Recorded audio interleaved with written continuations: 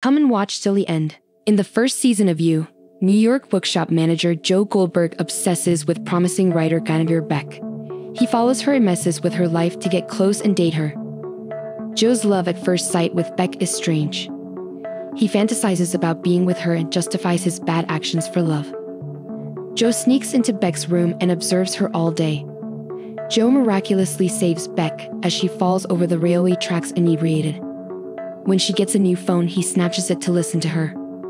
Beck's on and off lover Benji is the first major obstacle to Joe capturing Beck's heart. Joe attacks Benji and locks him in his shop's book vault because he is a jerk. Joe murders Benji because he sees no way out. He burns Benji's corpse to make it appear like he fled away. Joe and Beck start dating when Benji dies, but another issue arises. Beck's closest buddy Peach is enamored with Beck and distrusts Joe. She manipulates Beck. Joe smashes Peach in the head with a rock and leaves her for dead out of rage. Joe's Peach survives. Peach is still skeptical that Joe assaulted her. She invites Beck to her family's house for a vacation and intends to move to Paris with her. Beck rejects the offer and departs the mansion after realizing Joe was correct about Peach's manipulation. Joe murders Peach and claims she killed herself because she was depressed. Joe and Beck can finally be together without Peach's interference. For many months, Beck becomes increasingly distant and secluded, making Joe envious and possessive. Joe then murders Beck.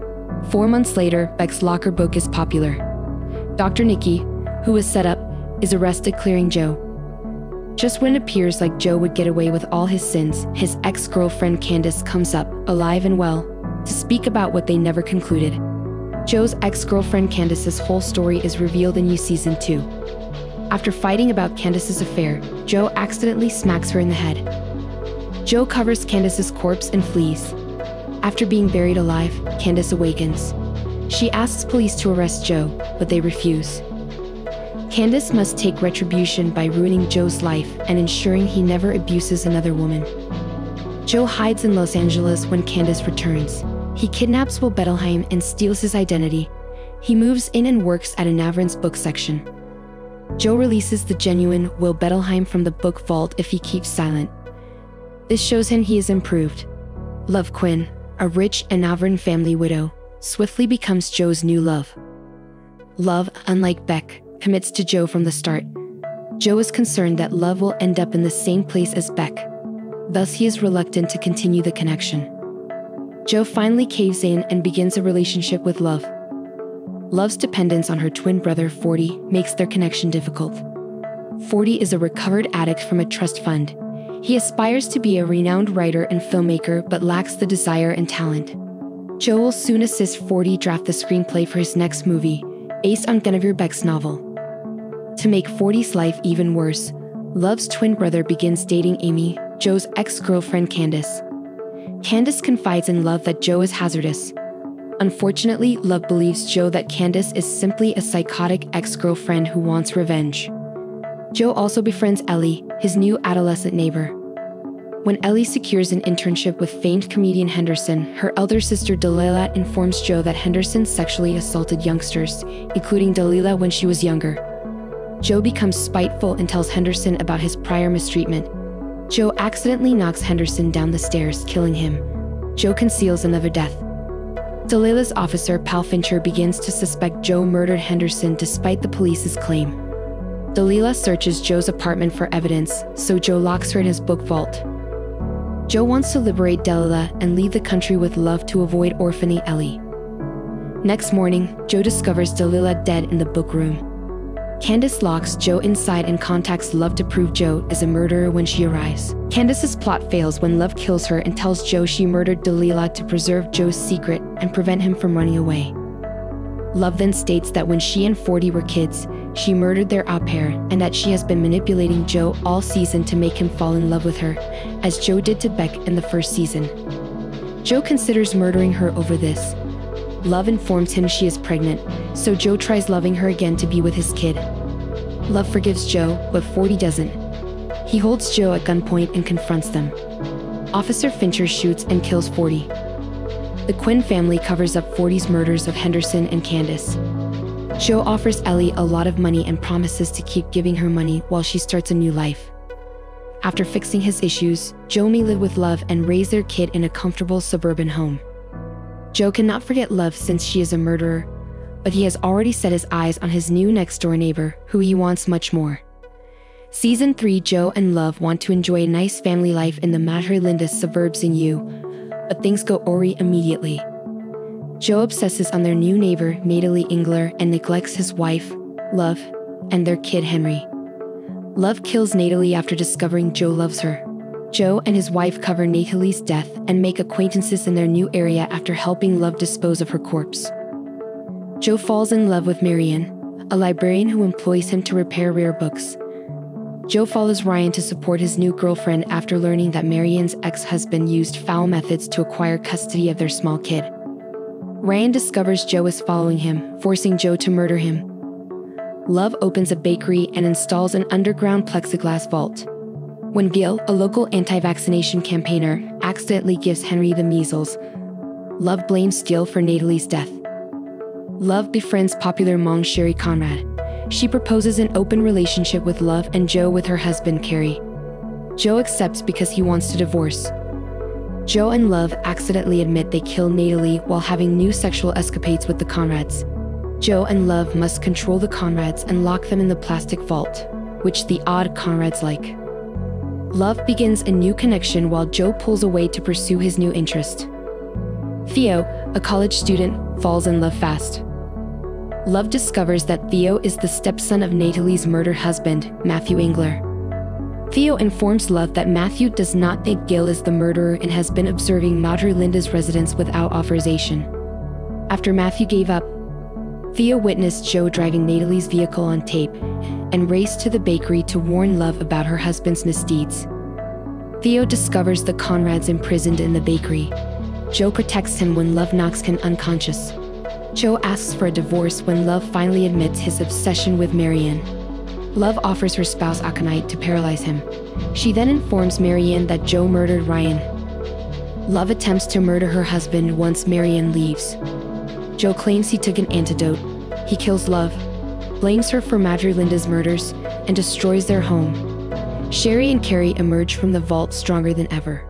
Matthew and Theo reconcile, and Joe leaves Henry with Dante and travels to Paris to find Marianne. Veronica Vanderhall, a 14-year-old high school girl, is rebellious and has a no-nonsense attitude. She disobeys instructors and parents and consistently receives poor marks. She receives a lecture from the principal about her poor grades and attitude. Veronica's inattention and clever behavior result in an indefinite suspension by the principal. Later, at home, Veronica attends another lecture from her parents. Veronica's father presents a flyer about Miss Genevieve's School for Difficult Girls, which targets girls with socially challenging tendencies. In other words, this institution excels at disciplining privileged females. Veronica reads the flyer and refuses to attend, but her parents convince her she has few options. The next day, they drive their daughter to Miss Genevieve's School for Difficult Girls. Miss Genevieve is the principal of the school. Additionally, all pupils have a strange hairdo, making them seem out of place. After meeting Veronica's parents, Miss Genevieve promises to discipline her and send her home after a few months. The speaker also claims to have straightened over 1,000 females throughout her reign. Despite their rebellion or arrogance, Miss Genevieve always finds a way to assist them. In the meantime, Veronica's mother questions why all the girls at school have the same haircut. Miss Genevieve explains that the hairstyle reflects their uniform, which represents simplicity, obedience, and honesty, with a frightening gaze. She believes that young minds are like sponges, and females arrive with negative habits. She only needs to squeeze them. Heather Corbett enters, and Miss Genevieve introduces her as Veronica's roommate. Heather first greets Mr. and Mrs. Vanderhall warmly, but then whispers something to Miss Genevieve. Miss Genevieve instructs Veronica to remove the gum, but she defies the order by placing it on a nearby pole. After Veronica's parents leave, Heather takes her to their room. The room is dim and has just 2 beds, a table, and an alarm clock. Heather offers to assist Veronica with unpacking, but is denied. Veronica chastises her for revealing it earlier. Heather is asked to stop the behavior since their scary principal is no longer there. To her amazement, Heather says she is obeying the regulations and will continue to do so until they enter the school grounds. Veronica, puzzled by her conduct, relaxes by listening to music on her MP3 speaker, but Heather intervenes again. She abruptly switches off the speaker and informs Veronica that music is prohibited. Before departing, she mentions that Mr. Welch would soon give her a new haircut. The following morning, Veronica is woken up at 5 a.m. by both the alarm clock and Heather. While still tired, she dresses in her school uniform and travels to the canteen, where the girls are eating breakfast and chatting. The unusual thing is that none of them are yelling or laughing like typical girls their age. They seem dull and lifeless, like robots. Veronica visits the counter for meals, but discovers only sausage and bacon are available. She must now adapt her vegan lifestyle. The scene shifts to a male history teacher, David, recalling prior instances of youngsters disobeying their parents and facing consequences. It seems that all courses at this institution aim to instill obedience and politeness in kids. Veronica disputes David's claim. The whole class is stunned since this is the first time someone has contradicted their instructor. However, David reassures them that Veronica will soon become nice. He asks her why she hasn't had a haircut before class concludes. Soon later, Miss Genevieve calls Veronica to her office while she is exploring the playground. Upon arriving there, she finds Mr. Welch, the barber, waiting for her. The barber unexpectedly takes measurements and asks her age, which is not necessary for a haircut. After recording the facts, Mr. Welch informs us that he cannot schedule a haircut appointment until the following week due to his busy schedule. Upon Miss Genevieve's request, he cancels one appointment and promises Veronica a haircut the next day. At this time, Veronica understands that something is amiss with the school. At midnight, as her roommate sleeps, she packs her possessions and prepares to leave school. However, Claire, a fellow student, stops her as she exits the main entrance, demonstrating that escaping is difficult. Several guards watch the road, and electric barriers surround the school. After introducing themselves, Claire leads Veronica to her room. She presents illustrations of two past pupils who attempted escape but were apprehended. Even though they calculated all guard motions, they were captured. Claire informs Veronica that she has little time since her haircut is planned for the following day. She alleges that the haircut turns pupils into monotonous robots. As Veronica is clearly bewildered, Claire shows her something. After following a hidden passage, they arrive at a chamber with Miss Genevieve, Mr. Welch, and another pupil. The pupil is tied to a chair and requests to be freed, but Miss Genevieve remains unaffected. She assures her youngster that they will become polite soon. She tells Dr. Welch, the barber, to start. He gives the tied-up pupil a bizarre helmet and a haircut while she cries in horror. Her hairdo and demeanor vary throughout time. Within minutes, the girl went from being defiant and unpleasant to calm and courteous. Veronica and Claire, observing remotely, finally grasp the pupil's alignment. Claire shares that she cracked her skull as a youngster and required a metal plate for protection. This plate prevented her from becoming a boring student after a haircut last year. Claire explains her reason for not escaping later in the conversation. She and her sister arrived at school on the same day, but only she remained sane. If she goes alone, she worries Miss Genevieve may hurt her sister. Upon hearing this, Veronica swears to devise a solution to free the pupils from the enchantment. In the canteen the next morning, she encourages pupils to whistle, but is admonished by Miss Genevieve. During their talk, Veronica accidentally admits that she and Claire watched a fellow student's haircut. This angers Miss Genevieve, who pledges to improve Veronica in the evening. Several hours later, Veronica panics and goes to her only friend Claire's room, only to discover a new hairstyle. After Veronica accidentally disclosed their surveillance on Mr. Welch, Miss Genevieve provided Claire with a haircut and removed the metal plate from her skull. She now lacks feeling and is bland, like other classmates. This ends Veronica's lone chance of leaving the awful school. Later, she waits in bed for Miss Genevieve to take her away. Heather, her roommate, enters and suggests they go for dinner. Veronica is grumpy. Instead,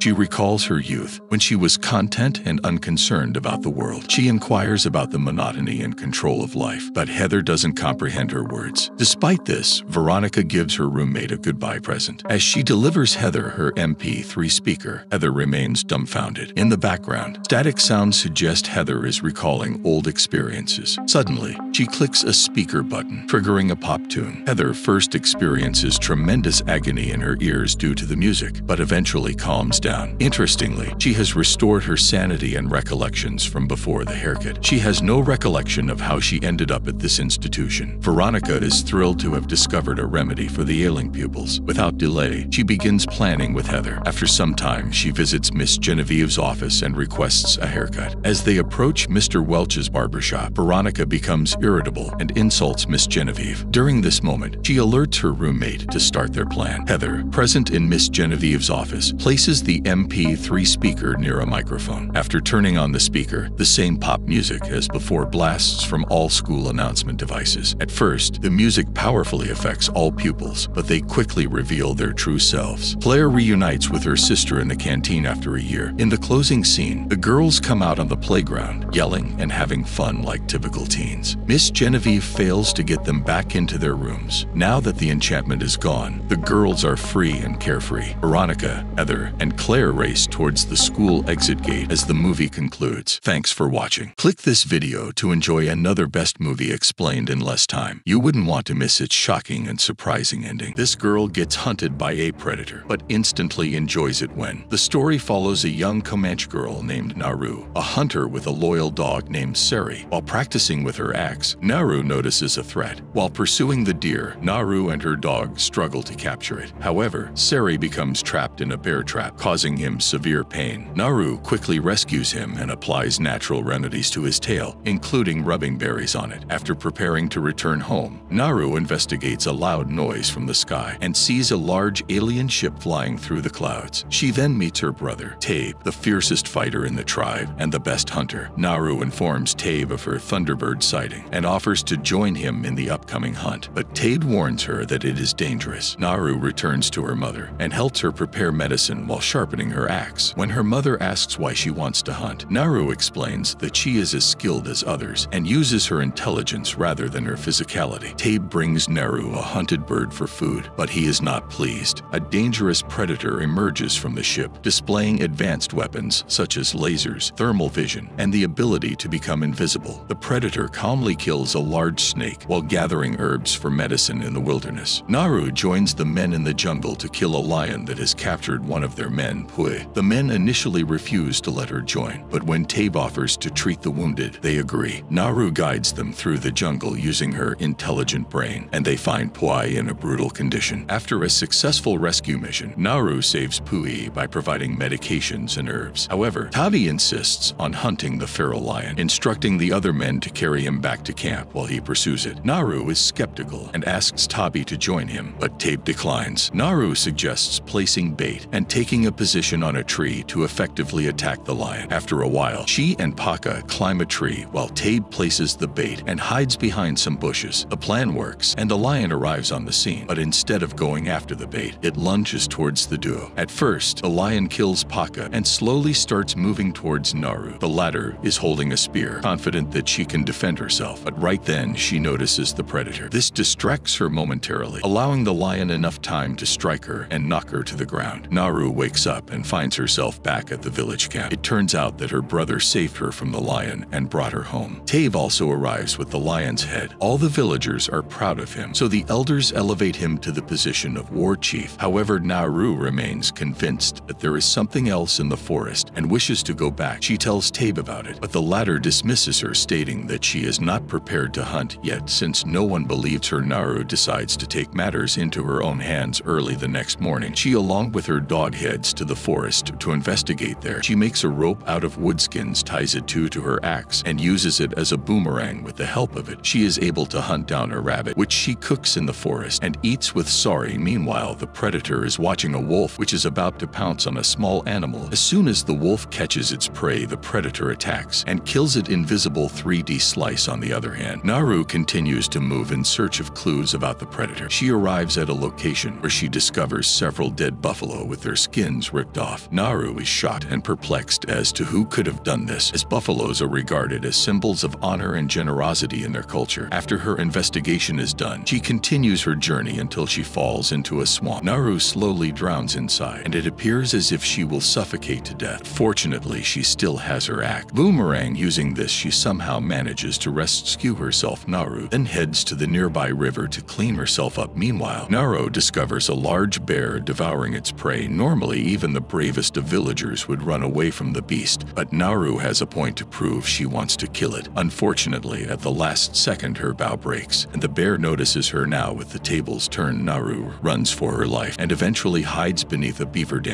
However, the bear, using his incredible sense of smell, tracks her down. It is about to devour her when suddenly the predator arrives at the scene and attacks it. The two beasts then get into a fight, but the bear is eliminated within seconds. Witnessing this, Naru is taken aback, and she immediately swims away to save herself. The predator notices her, but doesn't react. Naru arrives at the shore, where she is approached by Simit from her village. It turns out that after she went missing, Teo directed his men to look for her. Naru frantically explains to them about what she saw. Predator appears to be watching them from nearby. Using his advanced technology, he has marked their weapons. Shortly after, the tribe's men hear the predator's roar and notice some movement in the bushes. Scared, they take up their positions, and one of them fires an arrow into the bush, and he slowly moves forward to investigate, only to discover that it is just a rabbit. This cracks up all the men, and they make fun of Naru's fear. 3 lasers point at the man's body, followed by metal arrows, killing him instantly. Because of this, the other men start shooting their arrows in random directions, and one of them hits the predator and exposes his real self. Men immediately begin attacking him, but the deadly alien is so powerful that he effortlessly kills the man one after another. During the fight, Naru escapes the area, but the predator kills all the men and pursues her. Naru tries to lose him in the woods, but gets caught in a bear trap. Predator approaches her, but stops when he sees her struggling and in pain, revealing that he does not intend to kill her. After the siblings are taken into the forest and tied up as bait for the invisible alien, Naru assures Teo that the predator does not attack defenseless beings. The predator slowly approaches the men from behind and kills them one by one, making the kills even more sweet. While the massacre continues, Teo finds a horse, while Naru reaches the French hunter's camp to rescue her dog. The translator approaches her with a severed leg, requesting medication and offering to teach her gun skills. Naru provides him medication to decrease his body temperature while studying rifle handling and hearing the predator's terrifying sounds. So Naru immediately hides behind a tree while the translator pretends to be dead. Surprisingly, the predator isn't able to locate the translator because of his low body temperature. This makes Naru realize that he has a weakness after all, but the predator makes up for this rare weakness. With his intelligence, he steps on all the corpses one by one. Most of them do not respond, but when it's the translator's turn, he screams in pain, realizing that the human was only pretending to be dead. The predator kills him in a flash. After this, he spots Sari and aims his laser at it. However, as he is about to shoot, Teo arrives out of nowhere and attacks the predator's head, causing his helmet to fall off. As a result, the laser present in the helmet points and shoots the tree rather than Sari. Seeing this, Naru realizes that the metal arrow is following the laser points rather than the enemy's location. By the time the predator retrieves his helmet, Teo attacks him. The tribesman goes toe-to-toe with him and even manages to land some impressive shots. After becoming invisible, the predator catches Teo off guard and stabs him from behind, murdering him cruelly. Naru watches this unfold right before her eyes, but she doesn't have time to mourn. She flees with her dog immediately. The next morning, she spots one of the surviving French hunters across the river and apprehends him. She severs his leg, preventing him from fleeing, and using him as bait, she then takes the medication, which lowers her body temperature and makes it impossible for the predator to sense her. A while later, the predator arrives as planned and tries to go after the person who set up the bait. As expected, he is unable to locate Naru. Suddenly, she shoots him in the head from behind, takes his helmet, and runs away. She positions the helmet in such a way that the laser can be directed at the predator. Soon he arrives, and Naru jumps onto him and begins tussling. She manages to cut off his hand using his own